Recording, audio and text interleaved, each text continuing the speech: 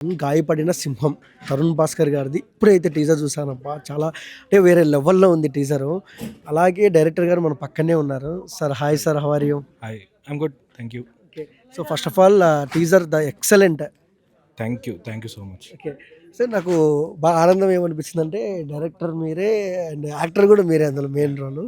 So, ఎలా అనిపిస్తుంది sir? డెబ్యూనా మీకు? Debut movie. సో, డెబ్యూలోనే 2 డెబ్యూలొచ్చాయి మీకు. Actor come director. సో, ఎలా అనిపిస్తుంది?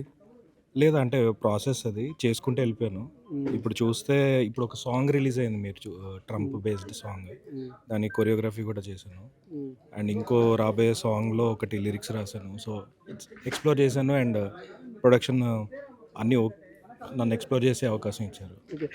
అంటే మే ఫస్టు రిలీజ్ డేట్ అంటున్నారు మీరు. కానీ అంతకంటే ఒక 2 డేస్ ముందే 'పెద్ది' మూవీ ఉంది 'రామ్ చరణ్' గారిది.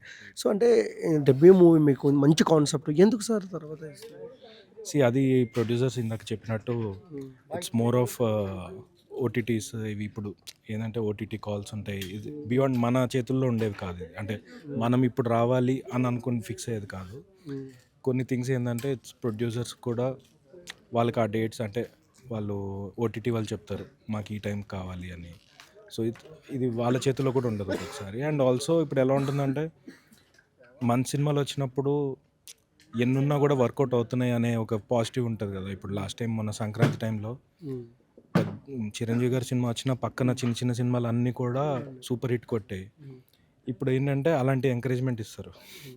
సో, పెద్దదున్న పక్కన చూడండి అంటారు. సో, అదే. ఇట్స్ లైక్ ఒక పెద్ద ఫుల్ బిల్స్ కొట్టిన ఒక డెజర్ట్ తింటాం కదా! మాదో డెజర్ట్ లాగా ఉంటది.